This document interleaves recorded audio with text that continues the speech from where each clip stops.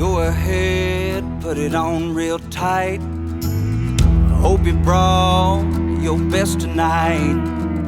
They say they got the fireworks, yeah, they say they got the show. Here around the chutes, you're the best, so let's go. This is Texas Toast. I'm your host, Miss Helen. Kick back and enjoy as we toast the best from Texas.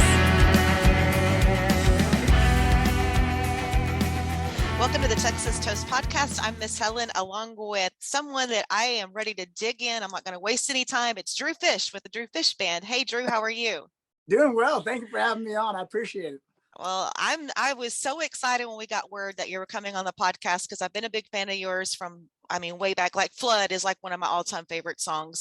But we're going to talk about your current album. Your current single is doing amazing. But let's kind of let everyone get to know you a little first. And you come from a musical family, but you have the most amazing story of how you literally got thrown into music thanks to Corey Morrow. Yeah. So I guess we'll go even further back than Corey. Is that I both grandmas on both sides, my mom's and my dad's side of the family, both grandmothers sang opera, and not one grandma professionally, one grandma not professionally. My dad's mom actually toured through Europe singing opera, and my mom's mom played piano and sang. And growing up, there was always music. There was always music around. In our family, you couldn't really get away from music. So my dad played piano, and then I've got cousins who play. One of my cousins, Leslie Powell, lived in Nashville for years as a songwriter, and she moved out to LA, and now she's doing a lot of stuff out there, doing a lot more like the movie and commercial type stuff than as an artist. But she's out there, and she's a songwriter that writes great stuff. Definitely go check her out. And so yeah, across our entire family, like music is a very common thread through extended family. And so growing up, my dad had a band when he was a kid, and he was the piano player, and then one of his brothers played guitar, and the other played drums. And so when I put a band together, it was just kind of like expected. And we played. I had like a rock band in like middle school. Oh my goodness. Not surprised though, listening to your family's background. Yeah. And when I got into high school, Corey Morrow is a family friend of ours. Actually, okay, I skipped a part. So when I was like 7th grade, Lloyd Maines, his daughter's Natalie Maines. Lloyd's a great producer, player. Mm-hmm. And Natalie invited us out to a New Year's party at the Robinsons' house, and my dad started playing piano, and I started singing, and Lloyd was like, "Man, you should really get a band together and start playing." And so that was kind of that was when I was in middle school. In high school, Corey Morrow, who's also a family friend, he was playing out in Tyler, and my aunt and uncle have property out in Malakoff, Texas, so not too far. And so Corey came up and stayed at their place. And that night at the show, we were all out there, and randomly he was like, "Hey, we're gonna my good friend Drew Fish up here." It's funny because like I have a guitar strap that says "The Fish" on it. Mm-hmm. And so there's like a video of Corey he's saying, "We're gonna get Drew the Fish up here." And we got up there and played, drank one more round. And I had never been on stage in front of like an audience before. Like I played in front of like a room full of people, but not a crowd. And there were like 1,000 people there that night. And I got off stage and I was like, "That is so cool. I've got to get a band together." And that was kind of when the Drew Fish Band formed. And that was probably around 2007, 2008. And it wasn't really like a career choice. It was a I just want to play music. It was just fun to play music. So went to college. We played through college. Everybody in the band went to school here in Austin. I went to UT. The other guys went to St. Ed's, and also here in Austin. And so we played through college. I was in Delta Tau Delta at the University of Texas. So whenever we had a fraternity party, we would come play the fraternity party. And we were underage, but the bars down did not know that. So we played all the bars on 6th Street, and we were like, "This is awesome. We don't even get ID'd to walk in." And so we went and played Sixth Street and just enjoyed playing music. And when we graduated from college, our parents all told us that we needed to get real big boy jobs. And we were like, oh, we play music for a living. And they're like, okay, well, then take it seriously. So that was when we put out our first record. So our first record came out in 2014, and it was called Playing with the Flame. And that title track off of it was the first radio single we sent out. It was a 6-song EP that, it was kind of a whole change in everything, because we didn't really know what we were doing. And when we decided we want to put a record out, we reached out to Lloyd, and Lloyd was like, man, I'm busy, won't be able to get to it for like a year, but if you want to do something right now, Adam Oder has an opening in his schedule. So we went and recorded that record with Adam, and we realized how bad we were. We were like, when you go into the studio, you hear every single mistake. And it was like one of those things where like, okay, we definitely like didn't realize what we were doing. But I mean, it was a growing experience. We learned how to arrange songs. We learned how to pay attention to like certain little things that can make a band sound a lot tighter and a lot better. And like, we'd never played to a click track before, and playing to a click track was a game changer. So yeah, I mean, it was definitely a growing experience. We put that record out, and 2 years later we put out the Treat You Right record. And Treat You Right had our first top 3 radio single. It was a song called Sounds Like a Plan, which to date, it's the only song we've released that was not written by somebody in the band. Every other song that we've put out has been written by somebody in the band.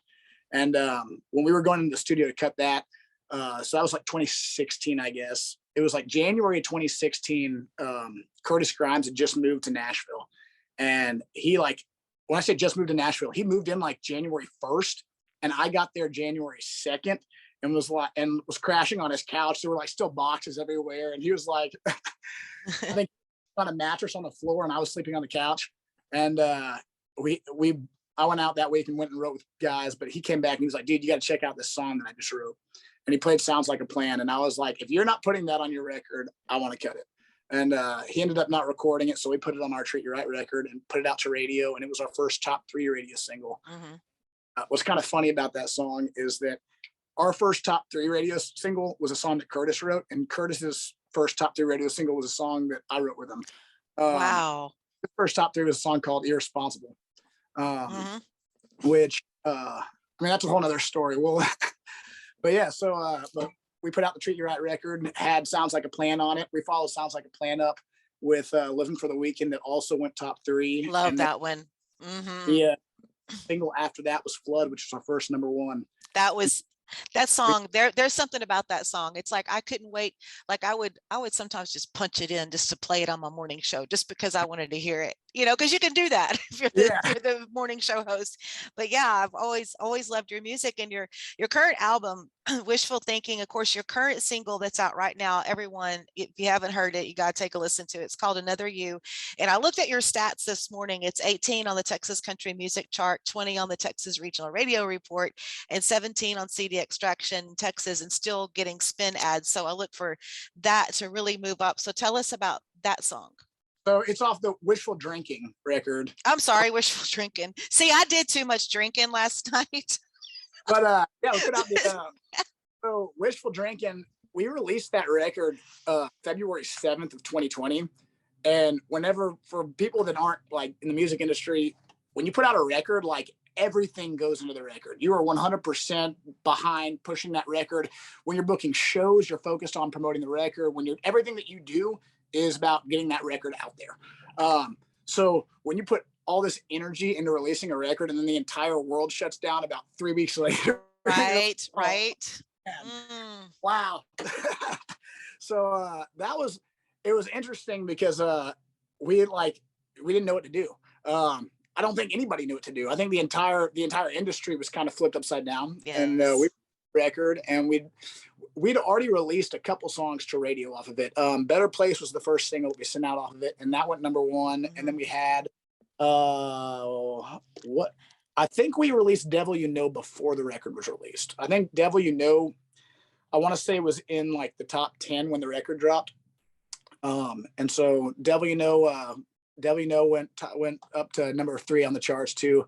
And it was yeah, it was one of those things where it's like, how are we going to promote this record? Because most of the way that you promote a record is you go out and play shows and you tell people about it, and you do in-person interviews, you do radio visits. Tours, yes, radio tour, yeah. Radio visits ended because of COVID. Shows ended because of COVID. Like in person, like meet and greets and stuff all ended because of COVID. So it was like, well, how are we going to do this? And so I was watching, everybody started doing live streams on Facebook. And I was like, well, why not? Like, if I'm just doing a live stream through my Facebook, the only people who are seeing it are people who already follow me. They already know the record's out. So I was like, why don't we start doing radio live streams on radio stations? And so I reached out to Eric Rains at Coke FM, and I reached out to Lisa Christie at K-Star out in Conroe, and Adam Smith up at KRVN in Lexington, Nebraska, and Carly at Mountain Country. And I basically started reaching out to these radio stations. And I remember Eric was immediately like, we're doing this. He was like, let's make it a series. Instead of you just taking over, he's like, do you think you can get like 5 other artists and like set up like one every single day?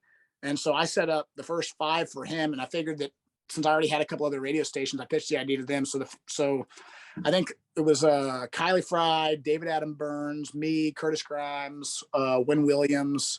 I think it ended up being like 7 or 8 of us. And we basically set this thing up. And the next thing you know, like every radio station was doing it. And I was like, man, this is kind of crazy. You kind of had an idea. And next thing you know, it kind of exploded how it did. But yeah, we ended up we started taking over radio stations, started taking over like music venues. Cause I mean, the music venues weren't having concerts because everything was shut down. And so a lot of venues were very receptive and jumped on board. Brewster Street in Corpus Christi was like, hey, you know what? Y'all take over, you do it. That's a great idea. And so we were still able to get in front of people and promote the record and play songs for people and reach people that didn't necessarily know who we were before, or people who knew our songs but didn't connect a name to it. A lot of people hear songs and they know the songs, but they don't necessarily know who plays it. So, well, when you listen to the radio, you might have heard a song 30 times, but if whoever the DJ is doesn't say, hey, this is the new one from Drew Fish. Right. They don't actually plays the song. So I think that all the Facebook Lives and stuff kind of introduced people to who the artist was behind the song. And like, I think that's one of the coolest things about podcasts like this right here is like people get to see who you are. It's not just, hey, I know that song. It's they get to see who the artist is and kind of see what makes the song. I mean, when you start to see who people are behind the songs that you listen to, you start to learn a lot about why the song ended up the way that it did. Right. So I mean, like a lot of people listen to a lot of artists where they don't even realize that the artists don't write the songs. And here in Texas, we're very fortunate because there are so many great artists who do write their own songs, and also so many great songwriters. I actually just got off a write to jump on this podcast. I was writing with 2 guys out of the Dallas-Fort Worth area, Kyle Level and David Banning. And Kyle Level used to write for Bret Michaels, and he had a publishing deal up in Nashville for a while. And David Banning's written for tons of people. He's written a lot with like Paul Overstreet, who's Paul Overstreet wrote pretty much everything you know by Randy Travis, and wrote She Thinks My Tractor's Sexy. And but yeah, so like these guys, I mean, they're here in Texas. You don't have to go all the way to Nashville to write with people. And I mean, like today was a Zoom write, which prior to COVID, that wasn't a thing. Every write used to be in person, and kind of changed up the writing style too, where it's like, you don't have to drive to Dallas or to Nashville or to wherever to go write a song. You can write with people all over the world and just sit in bed. Well, while we're on the subject of songwriting, I did have a few more tunes I want to talk about, but while we're talking about that, I'm intrigued with, because songwriting to me, I've always been the fan of the songwriter. There's times, I mean, every time I listen to a new song, I look up who wrote it, but you have a songwriter's retreat. So I just want to hear all about that. So the songwriter's retreat was actually Curtis Grimes' idea. So Curtis and I have been friends for 16 years, 17 years. We've been friends for a while. And when we used to go out to East Texas and play, if we were playing in East Texas and he didn't have a show, he'd come stay at my aunt and uncle's place. Or if he was playing out there and I didn't have a show, we'd all just go up to my aunt and uncle's place because it'd be a time to get together and hang out. And when I guess when we started taking music as a job and not necessarily as like us having fun, we were like, dude, we need to get together and just kind of like write as many songs as we can. And everybody, like, when you write with other people, you learn. No matter who you like. I've written with guys who literally have Grammys, and like you'll get done with them, and they're like, dude, I learned a lot during that write. You're like, you learned something from me. Like, you wrote these George Strait songs, and you learned something from writing with me. So yeah, I think no matter who you write with, you can learn stuff. You learn stuff that works, and you also learn stuff that doesn't work, and stuff that there's different ways of doing things. So Curtis was like, we should get everybody together. Since your aunt and uncle have a place that we can all go out to, we should just get the group together and go out there and spend a week riding on like a Sunday through Thursday when we're not going to be on the road.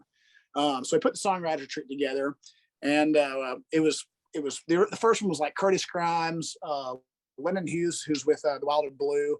At the time, he was with Roger Krager. It was J.B. Patterson, J.B. and the Moonshine Band, John Stork.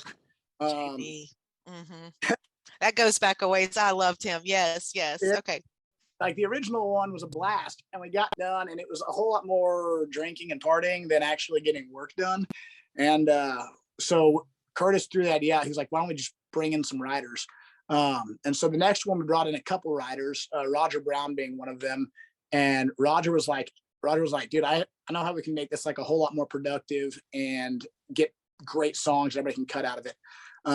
And so Roger had the idea of basically splitting it between, instead of just having a limit of 30 people that we can invite, he was like, why don't we do 15 artists and 15 songwriters, and everybody's paired off one and one.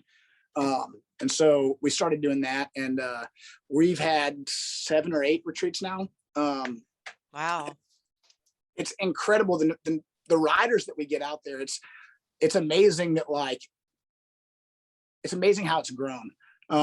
Roger Brown, by the way, he's got 2 George Strait cuts, 5 Randy Travis cuts, Keith Whitley, Kenny Chesney, Trace Atkins, John Michael Montgomery. I mean, like he's written for every artist that you listen to in the 90s. And Roger's an incredible songwriter, but also just like a great guy. And he's done a whole lot to help me out, help Win Williams. He produced Win Williams' record. He produced Matt Castillo's most recent record. Oh, I love Matt. Yeah. And I was with Matt last night. God, he's been on the podcast, and he is such an amazing guy. Nicest person you will ever meet. Yes. And it was funny because I was at the Texas Regional Radio Music Awards, and here comes Matt, and we finally he just had this big old smile, and it was like we finally got to meet and hugged and caught up with different things. But talking about your radio tour with Another You, you're out on the radio tour with your current single, but I noticed that you and Nate Burnham are together. Yeah. So Nate, okay, actually, so another kind of funny story is that Nate and I actually met like 13 or 14 years ago. There's a place in South Austin called Hills Cafe, and Bob Cole used to own it. And Bob Cole is one of the radio personalities here in Austin at Coke FM. He used to be at KVET. And he used to have Hills Cafe, and they would have their Wednesday night Coke FM concert series. And I mean, like I think capacity was like 1,200 people, something like that. And they would sell out every single Wednesday. And every Monday they had open mic night. And this was still when I was just starting writing songs and stuff. And we would go out there, and I'd play songs, just kind of see what people thought of them. And of course, the only people that are there are my parents, who were like, yeah, that was great. But I met Nate there, and Nate and I used to go every week, and so we met and kind of knew each other through that. But then after probably 6 months, we saw each other for like a 6-month period at open mic nights, and then we never really saw each other again. And a couple months back, we both got put on a radio show together up outside of DFW area, and so we reconnected. And Nate had a radio single out, and I had a radio single out. And we were like, dude, let's go do a radio tour together and promote both of our singles. And so this past week, we were up in Arkansas and Oklahoma, and saw that. I didn't realize that both of us had songs coming out Memorial Day weekend. So his current radio single is a song called Firebird. My current radio single is called Another You. Mm-hmm. Both of our songs are still going out. These songs we have released are not, they're not radio singles. They're just songs that we're putting out to benefit veterans. Yes. So he's I didn't know that he had a song coming out, and he didn't know that I had a song coming out. We were at one of the radio stations. I started talking about this song that I wrote called Stories Left Untold. And I wrote it with David Banning and Kyle Level. And it's a song, there's an organization that I work with a lot called Special Forces Charitable Trust. And they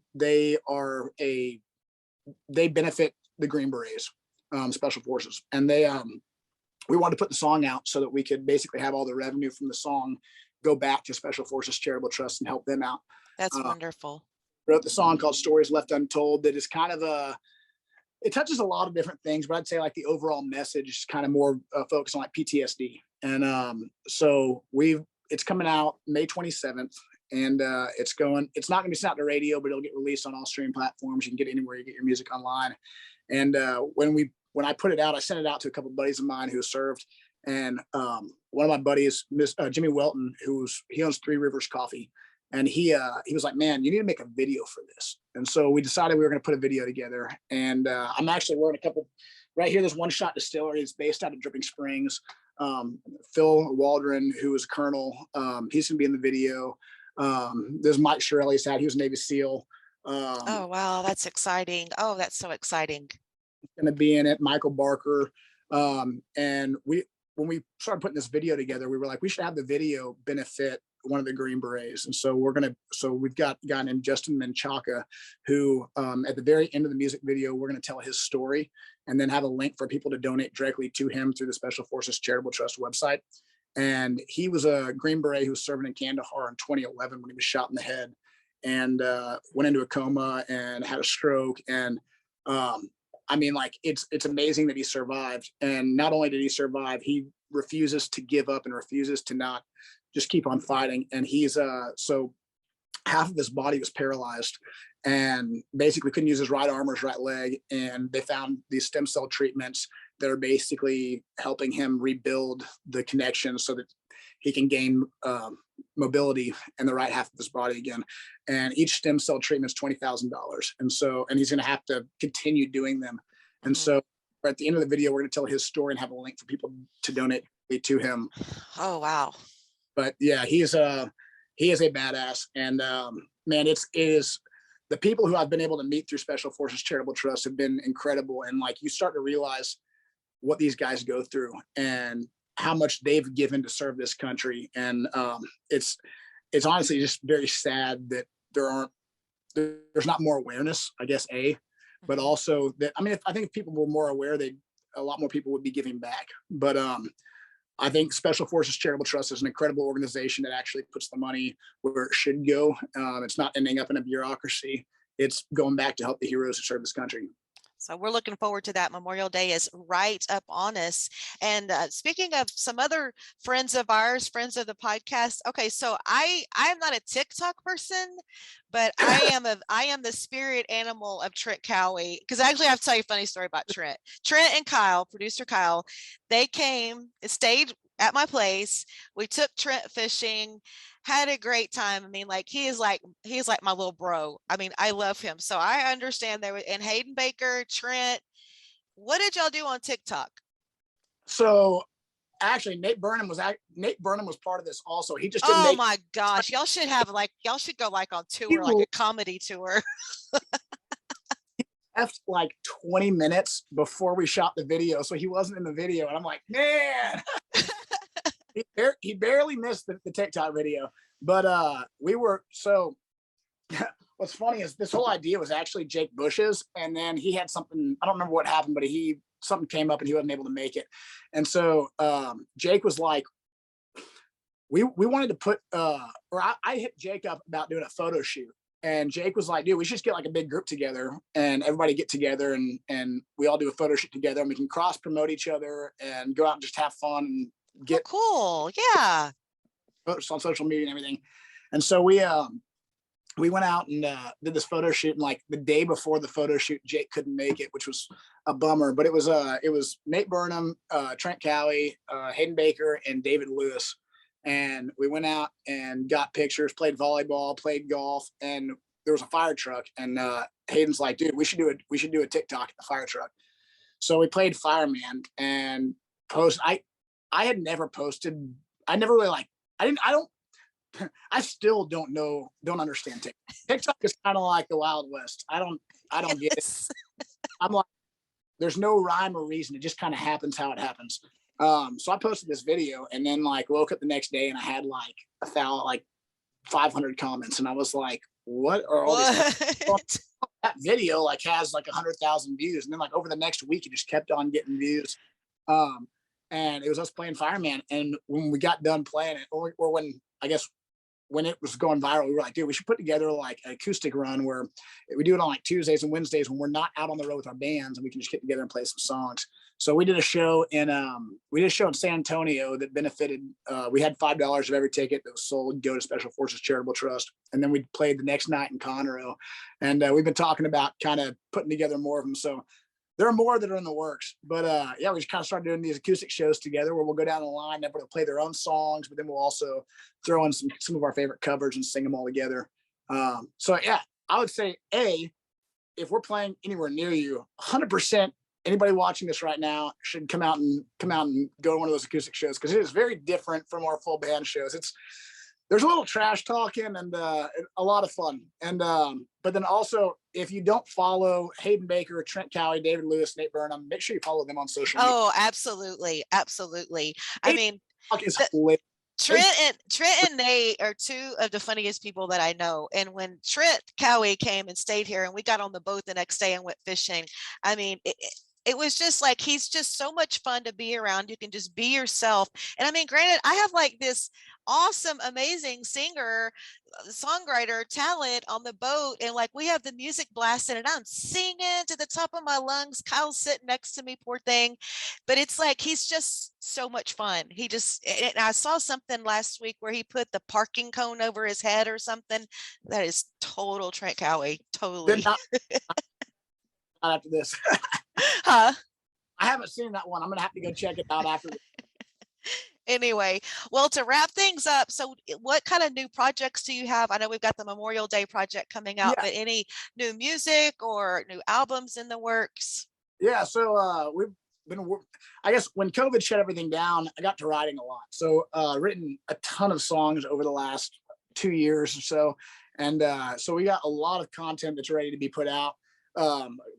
The next record's gonna be produced by Roger Brown, and it is going to be hard to narrow down the songs to what's actually going to make the record. But leading up to the record, we actually have Memorial Day weekend, May 27th. We're dropping a song called Stories Left Untold there with David Banning and Kyle Level, and stream it and share it. 100% of the revenue from that song is going to Special Forces Charitable Trust, and so you can listen to good music and be giving back to charity at the same time.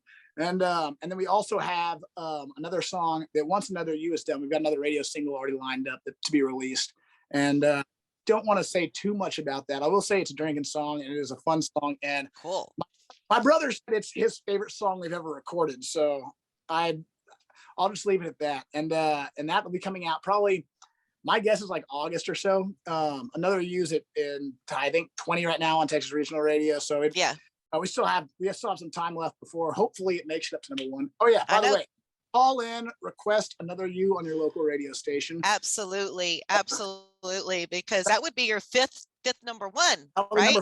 Yep, that'll be number 5. And so call in, request Another You. Make sure you add it to your playlist too. If you got Spotify or Apple Music or whatever, add it to your playlist. Call into your local radio station, request it. Check out the new song Stories Left Untold. Keep an eye out for the next radio single that is it's a fun song. Yeah, I don't want to say too much because it'll give it away. But the title gives away the whole song, so I'm not gonna say the title. But okay.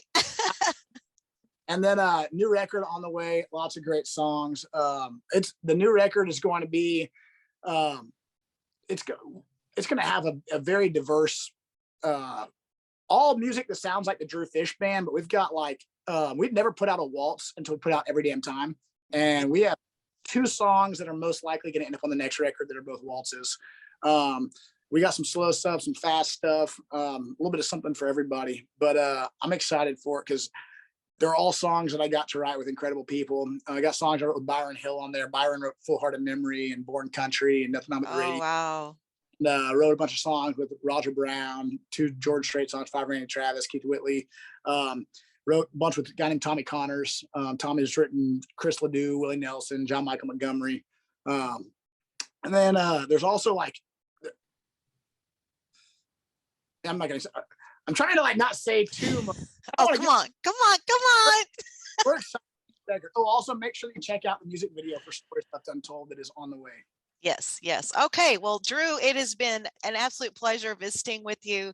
And hopefully we can catch up down the road, maybe get all the crew together and come to the coast and fish with us or something. That would like you and Nate and get Trent back over here again and get out and play a little acoustic or something. I love being outside, whether it's fishing, hunting, hiking, camping. I'm there. All right. Huh? You're speaking the right language. That's my life. Fishing is fishing, baseball, and Texas music. That's life. That's it. That's the good life.